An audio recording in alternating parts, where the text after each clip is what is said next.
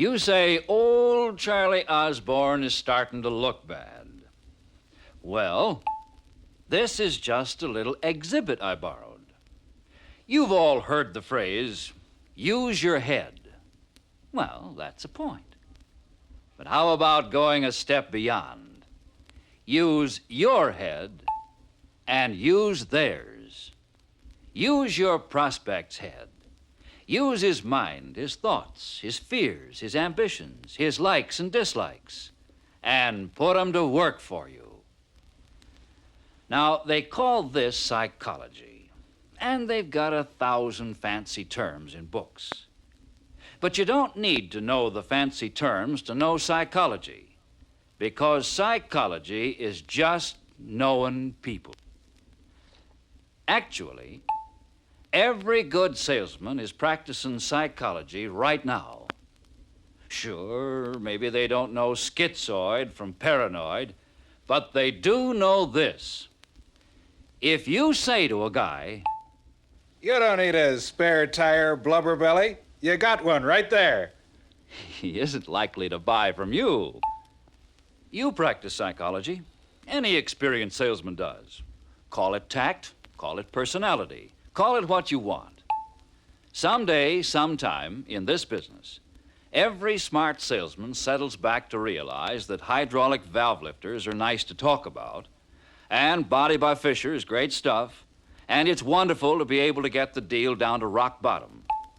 But a lot of deals are nailed on the basis of how one human being reacts to another human being. So treat the man like a human being. If you don't go any further in psychology than this, you got the most important part. Every man who walks through the door is a human being just like you. He's got a home, a family. He's got feelings that are pretty easy to hurt. And like the psychologists say, he's got a lot of funny little habits, too, and a few screwy notions. People are funny. Not long ago, Popular Science ran an article I got a kick out of. They tell about a survey. They asked a bunch of people, which do you consider the most important things in a car? The people put economy first, then dependability. Roominess and brakes came next. Way down at the bottom were outside looks and engine power. But then the same people were asked, now what do you think your friends would consider most important? And you know what happened? The choices completely reversed. Looks and power at the top, economy on the bottom. The article says that's what these people really wanted themselves, looks and power. But they thought they'd sound smarter, like solid citizens, if they said economy was the big thing. It seems often people can't tell you what they really do want, either because they don't know or because they don't like to admit it. Maybe it's the man who says he's only interested in price because he doesn't know what else he should be interested in. And he wants to impress you that he's a tough shopper. Or maybe it's the man who gets the price on the Impala and says he's going to look around, rather than admit he's in over his head, when he's really a Biscayne buyer at the outside. Of course, everything isn't subconscious.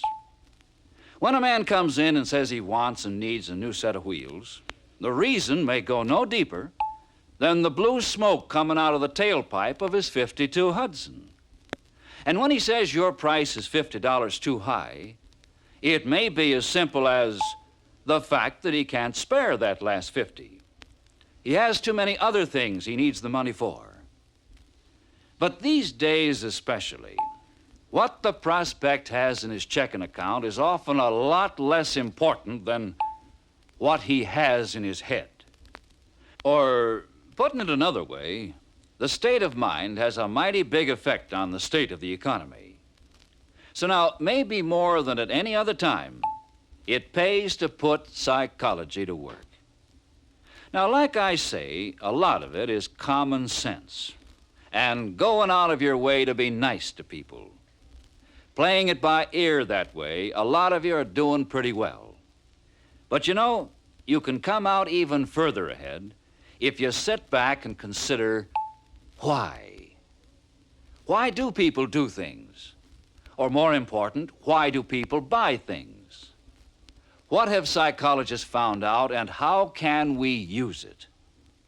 How can we go beyond using our heads and start using theirs? Well, let's take up some of the basic forces that deep down cause people to buy.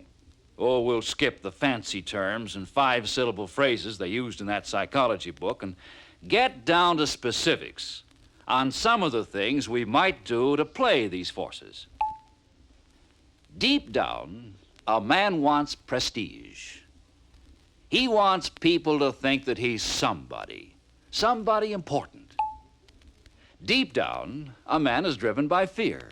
He's uncertain. He doesn't know whether he's doing the right thing. A man also has a craving for pleasure. He just plain wants to enjoy himself. And finally, imitation plays a big part in people's lives. A man wants to be like others, one of the crowd. Prestige, fear, pleasure, imitation. Give some thought to these forces. Perhaps you'll want to discuss them for a couple of minutes while the record gets flipped. Because then we'll get down to cases on some things you might do to put these forces to work for you. Let's start with prestige. Every prospect is the most important guy in the world to himself, right? And he spends plenty of time and energy trying to convince other people he's important. One way he does it, he buys a new car just as often as he can. So give him a free sample of prestige. Give him prestige right off the bat. Treat him like he's the most important man in the world. And as long as he's still talking and looking and thinking new car, isn't he just that to you, the most important man in town? Yet, believe it or not, some salesmen I know still don't trade names with prospects. They don't ask names, and they don't give their names. Brother, that's the hard way to sell. A man's name is one of the most important things to his ego. And if you don't care about it, why should he care about you or what you're saying? So always get the name, even if you burn it up afterwards.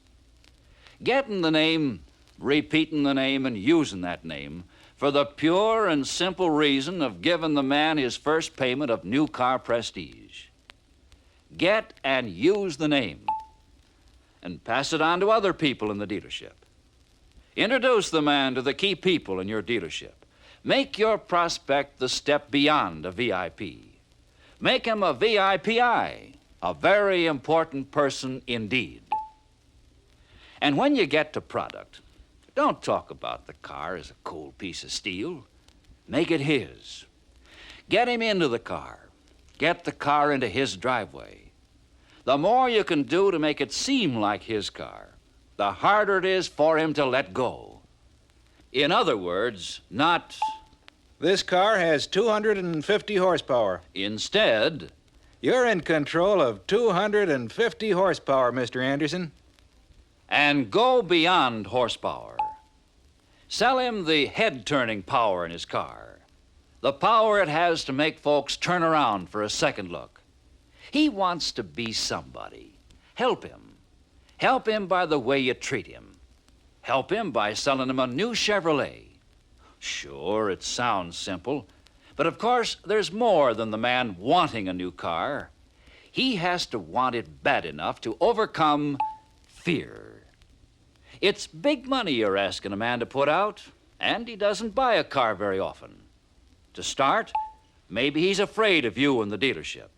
Familiar ground to you, but strange to him. And you're a stranger, probably. He wonders if you really know what you're doing. So gain his confidence. Find out his interests. Take a few minutes to find out about his family, friends, job. See if you have a mutual acquaintance. Use your product knowledge to impress him that you do know what you're doing. Maybe he's afraid to buy now. Conditions are unsettled. Should he wait until later when he can get a better deal? Tell him conditions are improving. Give him an example from your own experience. Tell him the Chevy is an all-new car. New car prices don't drop much during a model year, but used car prices do. They rarely go up. Chances are he's afraid of overpaying, too. It's not only parting with his hard-earned cash. He's afraid he'll make a deal his friends will laugh at. That's the hidden motive behind plenty of price shopping. Assure him he's getting a good deal, and that's more than numbers on a pad. Tell him everything that's involved in a good deal. He's listening closer than you might think for things he can pass on to the wife, to friends, to prove to them he got a good deal. Often when you get down to the wire, the man wants to go over the same ground again and again. Well, don't be afraid to repeat yourself. He heard you the first time, but he wants to hear it again. Often you'll find he's afraid to make a decision. Naturally, it's hard to spend a couple of $1,000s without worrying a little bit about the decision. One salesman I know says every decision is hard when a man is buying a car. He says, you approach a prospect and say, "Can I help you?" And you're forcing him to make a decision already. He feels he has to commit himself, and rather than say yes, he may say, "No, just looking." To get around this salesman says, Good morning. This is our new Impala model. immediately, his attention is on the car. If he's not interested in the Impala, he says so, and he's started to qualify himself. He has to make some decisions, but make the buying decision as automatic as possible. Act like you expect him to buy. That feeling alone can lull a lot of his fear. If you have to have fear in the selling situation, make it work for you, not against you. Let him worry about his old car losing value. Will he ever get such a good deal again? Is his old car about to break down? The desire for pleasure is another big force, and a mighty important one in selling a car. Remember, you're not selling him a garage full of metal. You're selling him fun. Put pleasure pictures in his mind. Find out how he's going to use his new car, and then hit the fun he'll get. The vacations, the weekends away from the city, the pleasant drive on a hot night. And get specific, like this. I know you'll enjoy your vacation a lot more in this car. It's really comfortable on those long drives. Put him in the car.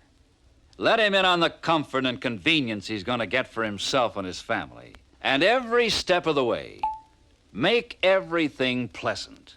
After all, how often does a man buy a new automobile? How long has he saved for it, cut corners for it? And what do you think he's done for the 1,000 or so days between buying new cars? Do you think he's been hunting lions, dating Hollywood actresses? Oh, no. He's been working, eating, sleeping, and doing mighty few things as exciting as shopping for that new automobile. Are you putting a damper on things by treating this as a routine, ho-hum, another prospect sort of deal? Or do you give him time to enjoy himself, to feel, this is the life? Make them feel they deserve a new car. You work hard all day. You deserve to drive a modern car. You got enough on your mind without worrying about your transportation. If he's a traveling man, You'll get where you're going refreshed, ready to do a better job. there's a lot of pleasure in a car. Be sure he knows about it. And he can relax and enjoy the car if he's also being motivated by imitation. Some people call it keeping up with the Joneses. You don't think that's important? Boy, I've seen it work plenty of times. Plant one new car in a neighborhood and it's like setting off a string of firecrackers. Sell a foreman a new car, and 5 other guys in the shop get a new one. Why? He's a man with influence. But it doesn't have to be a foreman. Everybody you sell influences someone. Your problem is to find out who and take advantage of the desire to imitate. Nothing beats asking the owner for names. Ask him to send people your way. But that isn't the only way you can make imitation work for you. Be a name dropper. Dr. Clark just bought a blue Impala like that from me. He's a respected doctor in our town. Or, You know, Bill Ramsey, he drives the school bus. He knows engines from A to Z, and that's the V8 he picked. someone who knows automobiles. And there's another way to use imitation. People like to drive a winner. Oh, they may not care about Chevy's years of leadership or how you personally are doing this year, but they like to know that they've picked a popular car.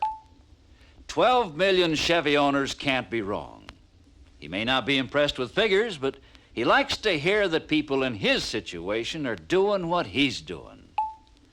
Prestige, fear, pleasure, imitation. Forces that help people decide to buy automobiles. Forces it pays to keep in mind. Because whether you do or not, the prospect has them in his mind. So next time things aren't going as smoothly as you like with another person, sit back and remember, he is a person, a human being with thoughts, feelings, reactions, and emotions that are either working for you or against you.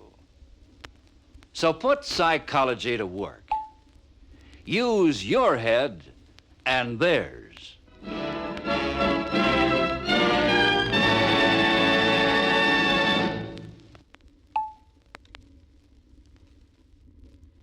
Thanks for watching.